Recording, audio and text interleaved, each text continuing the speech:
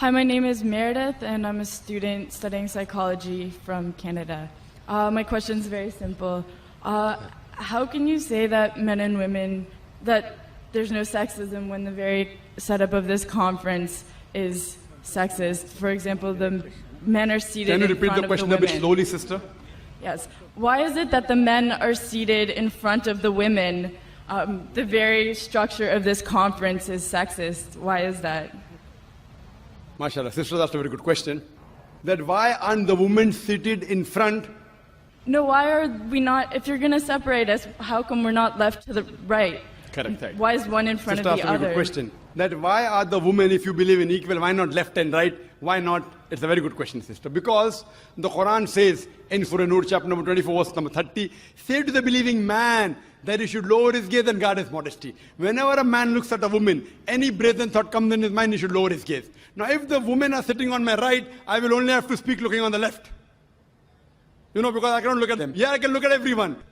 Sister, I cannot see your face also from here. You may look at my direction. If you want to see me close, you can see on the screen there, no problem.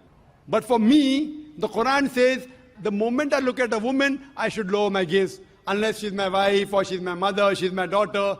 And if someone says that someone looks at a woman and nothing happens to him, then he requires a psychiatrist. So if you were here, I would talk to you like that. So you'll tell me, what an ill-mannered man is this?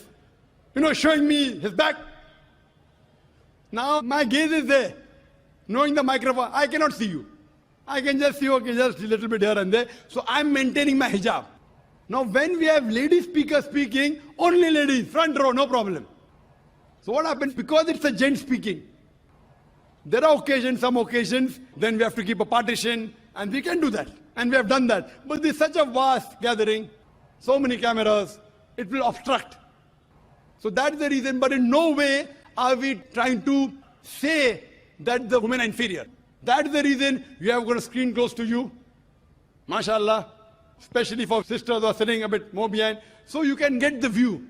But in front, it will be difficult for me to speak, for me to maintain my hijab, for me to look, because in public speaking, you know, we are taught we have to look at the audience. If the audience is a woman in front of me, you know, I remember once I'd gone to the Gulf country, and I was called for a talk, and a ladies' organization.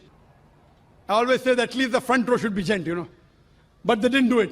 So half the talk I gave looking at the ground, and balance half looking at the ceiling. Down, ceiling, up. Believe me, I was in hell. Not because I was in company of ladies. I was in hell because half my lecture I gave looking at the ground, and half my lecture looking at the ceiling. I had to maintain my hijab. Here I can talk to the person, I can look at him, I can stare at him. If he's sleeping, I stare at him, he stops sleeping, you know.